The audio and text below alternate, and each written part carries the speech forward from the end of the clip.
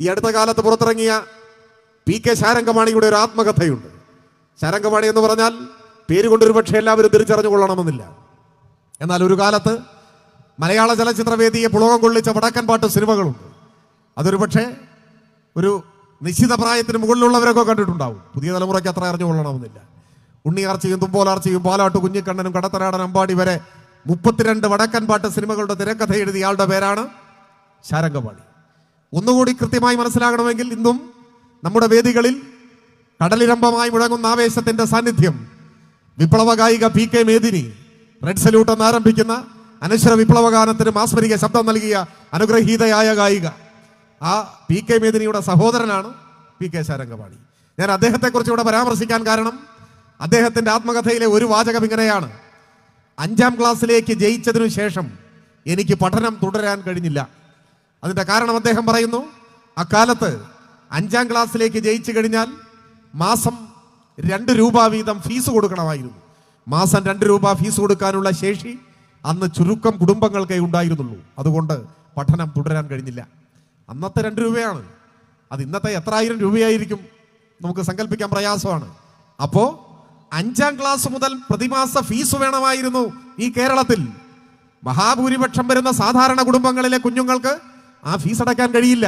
അതുകൊണ്ടോ സാധാരണ കുടുംബങ്ങളിലെ കുട്ടികൾ 4ാം ക്ലാസ് വരെ മാത്രമേ പഠിക്കുമായിരുന്നുള്ളൂ ഈ കേരളത്തിൽ. അതിന്റെ ഒരു ഇരയാണ് ശാരംഗപാണി. നമ്മളൊന്ന് ആലോചിക്കണം. 4 വരെ പഠിച്ച ശാരംഗപാണി ഒരു കാലത്ത് മലയാള ചലച്ചിത്രവേദിയെ ഉള്ളം കൈയിലിട്ട് അമ്മാനമാടി. അപ്പൊ അദ്ദേഹത്തിന് കുറെ കൂടി പഠിക്കാൻ കഴിഞ്ഞിരുന്നെങ്കിലോ ഇത്രമാത്രം ഉയർന്ന നിലയിലേക്ക് ഒരു പക്ഷെ അദ്ദേഹം വളരുമായിരുന്നില്ല എന്നാരു കണ്ടു? അതാണ് ചരിത്രം. ആ ഒരു ചരിത്രമുള്ള ഈ കേരളത്തിൽ 1957 EMS ഗവൺമെന്റ് അധികാരത്തിൽ വന്നപ്പോഴാണ് വിദ്യാഭ്യാസ വകുപ്പ് കൈകാര്യം ചെയ്ത നമ്മുടെ നാട് ആദരവോടുകൂടി കാണുന്ന പ്രശസ്തനായ നിരൂപകൻ കൂടിയായിരുന്ന ജോസഫ് മുണ്ടശ്ശേരി, അദ്ദേഹമായിരുന്നു വിദ്യാഭ്യാസ മന്ത്രി. ആ ഗവൺമെന്റാണ് 7ാം തരം വരെ ഫീസ് അടയ്ക്കേണ്ടതില്ല എന്ന ചരിത്രപരമായ തീരുമാനം കൈക്കൊണ്ടത്. ആ തീരുമാനത്തിന്റെ പിൻബലത്തിലാണ് കേരളത്തിലെ ലക്ഷക്കണക്കിന് വരുന്ന കുടുംബങ്ങളിലെ കുഞ്ഞുങ്ങൾ 5ാം തരത്തിലേക്ക് പോകാൻ തുടങ്ങി. 6ലേക്ക് വിജയിച്ചു, 7ൽ പഠിക്കാൻ തുടങ്ങി. അപ്പോഴേക്ക് ഗവൺമെന്റിനെ പിരിച്ചുവിട്ടു. 1989 വിമോചന സമരം. പിന്നെ ഒരു ദശാബ്ദം കഴിഞ്ഞു. 67 വീണ്ടും EMS മുഖ്യമന്ത്രിയായി. വീണ്ടും കമ്മ്യൂണിസ്റ്റ് പാർട്ടി നിയന്ത്രിക്കുന്ന ഗവൺമെന്റ് വന്നു. ആ ഗവൺമെന്റ് അധികാരത്തിൽ വന്നപ്പോഴാണ് 10ാം ക്ലാസ് വരെ ഫീസ് അടയ്ക്കേണ്ടതില്ല എന്ന ചരിത്ര പ്രസിദ്ധമായ തീരുമാനം കൈക്കൊണ്ടത്.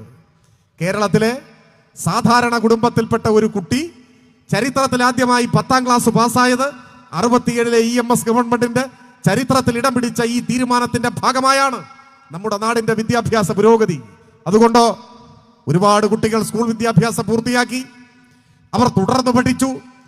അങ്ങനെ കേരളത്തിലെ ഗ്രാമപ്രദേശങ്ങളിലെ തൊഴിലാളിയുടെ വീട്ടിൽ നിന്ന്, സാധാരണക്കാരന്റെ വീട്ടിൽ നിന്ന്, കർഷക തൊഴിലാളിയുടെ വീട്ടിൽ നിന്നൊക്കെ ഉന്നത വിദ്യാഭ്യാസം നേടിയ കുട്ടികളുണ്ടായി.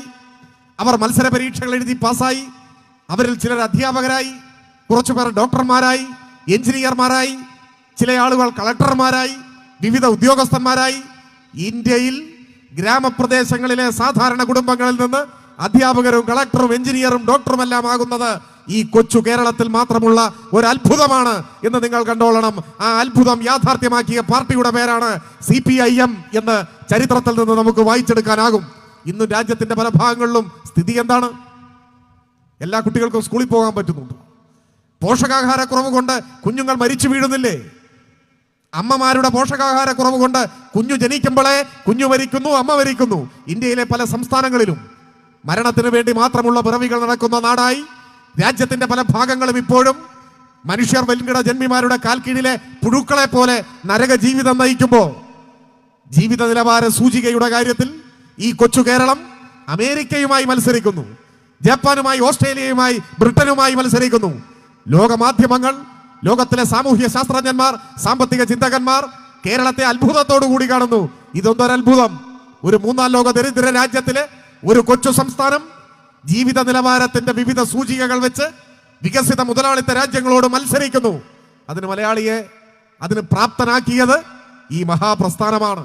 നമ്മുടെ പാർട്ടി, നമ്മുടെ ഗവൺമെന്റ് കൈക്കൊണ്ട തീരുമാനങ്ങളുടെ, ഇച്ഛാശക്തിയുള്ള നിലപാടുകളുടെ ഭാഗമായി ഈ കേരളം മാറി. 80-ൽ നായനാരുടെ ഗവൺമെന്റ് അധികാരത്തിൽ വന്നപ്പോഴല്ലേ ഇന്ത്യയുടെ ചരിത്രത്തിൽ ആദ്യമായി കർഷക തൊഴിലാളിക്ക് പെൻഷൻ കൊടുക്കാൻ തീരുമാനിച്ചു. അന്ന് വരെ പെൻഷൻ എന്ന് പറഞ്ഞാൽ ആ വാക്കിന്റെ അർത്ഥം മറ്റൊന്നായിരുന്നു.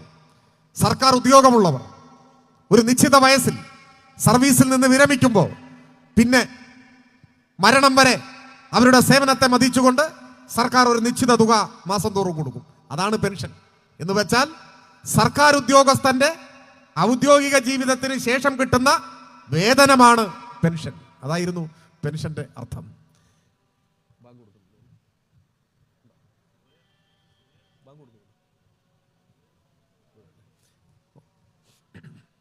ആ വാക്കിന്റെ അർത്ഥം 80-ലെ നായനാർ ഗവൺമെന്റാണ് മാറ്റിക്കുറിച്ചത്. എന്തായി? കർഷക തൊഴിലാളി പെൻഷൻ അർഹനാണ്. ആരോഗ്യമുള്ള ജീവിതകാലം മുഴുവൻ അന്യന്റെ പാടശേഖരങ്ങളിൽ പണിയിടങ്ങളിൽ തന്റെ വിയർപ്പൊഴുക്കിയവൻ ജീവിത സായാഹ്നത്തിൽ ആരോഗ്യം ക്ഷയിച്ച് അസുഖം ബാധിച്ച് ശയ്യാവലംബിയായി കിടക്കുമ്പോൾ അത്യാവശ്യം മരുന്ന് വാങ്ങാനെങ്കിലും ഉപകരിക്കുന്ന ഒരു ചെറിയ തുക മാസം തോറും പെൻഷനായി കൊടുക്കണം എന്ന് നമ്മുടെ ഗവൺമെന്റ് തീരുമാനിച്ചു. ചിലർ നെറ്റിയൊളിച്ചു, ചിലരല്ല. കോൺഗ്രസിനായിരുന്നു ഏറ്റവും വലിയ അസ്വസ്ഥത. കർഷക തൊഴിലാളിക്ക് പെൻഷനോ? പരിഹസിച്ചു. എങ്ങോട്ടാണ് ഈ ഗവൺമെന്റ് പോകുന്നത്? കോൺഗ്രസ് ഒരു സിദ്ധാന്തം അവതരിപ്പിച്ചു. പെൻഷൻ കൊടുത്താൽ അവർ കള്ളു കുടിക്കും. അതായിരുന്നു സിദ്ധാന്തം. ആരെങ്കിലും ചിലർ ചിലപ്പോൾ കുടിച്ചിട്ടുണ്ടാവും. അത് പെൻഷൻ കൊടുത്തിട്ടില്ലെങ്കിലും അതിനുള്ള വക കണ്ടെത്തും. അതൊരു മനഃശാസ്ത്രമാണ്. പക്ഷേ കർഷക തൊഴിലാളികളോട് തൻ്റെ ആരോഗ്യം മുഴുവൻ നാടിന്റെ ഭക്ഷ്യസുരക്ഷയ്ക്ക് വേണ്ടി സമർപ്പിച്ച ഒരു ജനതയോട് നന്ദി കാണിക്കേണ്ടതുണ്ട് എന്ന് നമ്മുടെ ഗവൺമെന്റ് തീരുമാനിച്ചു. ഈ രാജ്യത്തിന്റെ ചരിത്രത്തിൽ ആദ്യമായി ഈ കേരളത്തിന്റെ മണ്ണിൽ കർഷക തൊഴിലാളി പെൻഷൻ നമ്മൾ ആരംഭിച്ചു. ഇപ്പോൾ അത് വളർന്നു വ്യാപിച്ചു. ക്ഷേമ പെൻഷൻ എന്ന സങ്കല്പം ഇന്ത്യയിൽ ഏറ്റവും ആരോഗ്യ സമ്പൂർണമായി നിൽക്കുന്നു നമ്മുടെ നാട്ടിൽ. കർഷക തൊഴിലാളി പെൻഷൻ, വാർദ്ധക്യകാല പെൻഷൻ, വിധവാ പെൻഷൻ, വികലാംഗ പെൻഷൻ, അഗതി പെൻഷൻ, അനാഥ പെൻഷൻ, അങ്ങനെ പോവുകയാണ് പെൻഷൻ. 60 ലക്ഷം മനുഷ്യർ കേരളത്തിൽ നിന്ന് പെൻഷൻ വാങ്ങുന്നു. 60 ലക്ഷം, 1600 രൂപ ഒരു മാസം. കേന്ദ്ര ഗവൺമെന്റ് സാമ്പത്തികമായി നമ്മളെ ശ്വാസം മുട്ടിച്ചു കൊല്ലുന്ന നീതീകരിക്കാനാവാത്ത പകപോക്കൽ രാഷ്ട്രീയത്തിന്റെ ഭാഗമായി ചിലപ്പോൾ ചില മാസങ്ങളിലൊക്കെ കുടിശ്ശിക വരും. ഒരു മാസം മുടങ്ങി അടുത്ത മാസം കൊടുത്തു, അങ്ങനെയൊക്കെ വരും. പക്ഷേ 1600 രൂപ പ്രതിമാസ പെൻഷനാണ്. ഒരു വീട്ടിൽ ഒരു അമ്മൂമ്മ, ഒരു അപ്പൂപ്പൻ, 2 പേരേ ഉള്ളൂ എന്ന് കരുതുക. ഈ 2 പേർക്ക് വാർദ്ധക്യകാല പെൻഷൻ കിട്ടിയാൽ 3200 രൂപ ഒരു മാസം കിട്ടും. അതൊരു മഹാസംഖ്യയാണെന്നല്ല, പക്ഷെ അരി വാങ്ങിക്കാം, പട്ടിണി കിടക്കണ്ട. അതാണ് കേരളത്തിന്റെ ഉറപ്പ്. ഇന്ത്യയിൽ മറ്റൊരു സംസ്ഥാനത്തും 1600 രൂപ ഇങ്ങനെ ക്ഷേമ പെൻഷൻ ഇല്ല. ചില സംസ്ഥാനങ്ങളിൽ പെൻഷനേ ഇല്ല. ഇനി ഉള്ളടത്ത് 200 രൂപയാണ്. അതൊരു 20,000 പേർക്കൊക്കെ ആകെ. ഇതാണ് സ്ഥിതി. കേരളത്തിൽ ആ സ്ഥാനത്താണ് 60 ലക്ഷം പേർക്ക് 1600 രൂപ പെൻഷൻ. ഇങ്ങനെ ക്ഷേമ പെൻഷൻ സങ്കല്പം ആവിഷ്കരിച്ചത് 87-ലെ ഗവൺമെന്റ് സമ്പൂർണ്ണ സാക്ഷരത. ലോകത്തിൽ സാക്ഷരതയുടെ കാര്യത്തിൽ ഏറ്റവും മുൻപന്തിയിൽ നിൽക്കുന്ന ഒരു ഭൂപ്രദേശമാണ് നമ്മുടെ കേരളം. അമേരിക്കൻ ജനസംഖ്യയിൽ 19% പേർക്ക് എഴുത്തും വായനയും അറിഞ്ഞുകൂടാ എന്നാണ് ഒരു കണക്ക്. അപ്പൊ അതിനേക്കാൾ മുന്നിലാണ് നമ്മൾ നിൽക്കുന്നത്. ലോകത്തിന്റെ നെറുകയിൽ ഈ നേട്ടങ്ങളുമായി നമ്മൾ നിൽക്കുന്നു. അധികാര വികേന്ദ്രീകരണത്തിന്റെ ചരിത്രത്തിൽ മഹത്തായ നാഴികക്കല്ലായി ജനകീയ ആസൂത്രണം മാറി. ഗ്രാമീണ മേഖലകളിൽ, ഗ്രാമപഞ്ചായത്തുകളിൽ ചെമ്മൺ പാതകൾക്ക് കറുത്ത നിറം കൈവന്നത് ആ ഗവൺമെന്റിന്റെ ജനകീയാസൂത്രണ പദ്ധതിയുടെ ഭാഗമായിട്ടല്ലേ? 96-2001 ഗവൺമെന്റിന്റെ കാലത്ത് ജനകീയാസൂത്രണം വന്നതിന് ശേഷമാണ് പഞ്ചായത്ത് റോഡുകൾ ടാറിടാൻ ആരംഭിച്ചത്. അത് എളുപ്പത്തിൽ മനസ്സിലാകാൻ ഒരു ഉദാഹരണം പറഞ്ഞു വന്നേ ഉള്ളൂ. മറ്റൊട്ടേറെ അധികാര വികേന്ദ്രീകരണത്തിന്റെ ഭാഗമായ മാറ്റം നമ്മുടെ ഗ്രാമപ്രദേശങ്ങളിൽ ഉണ്ടായത് ആ ഗവൺമെന്റിന്റെ പ്രവർത്തനങ്ങളുടെ ഭാഗമായി കൈവന്നതാണ്. ഇപ്പോഴും നവകേരളം എന്ന മഹാലക്ഷ്യവുമായി നമ്മുടെ ഗവൺമെന്റ് മുൻപോട്ട് പോവുകയാണ്.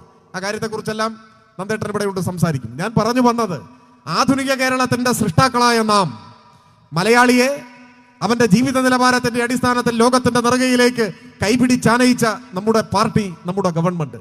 പക്ഷേ ആ പാർട്ടിയുടെ ജീവനെടുക്കാൻ ഉദ്ദേശിച്ചുകൊണ്ടാണ് എല്ലാ പിന്തിരിപ്പൻ പ്രതിലോമ ശക്തികളും ഇപ്പോൾ കൈകോർത്ത് ഒരുമിക്കുന്നു. RSSും കോൺഗ്രസും തമ്മിൽ യോജിക്കുന്നു. അത് ചരിത്രത്തിൽ പണ്ടേ ഉള്ളതാണ്.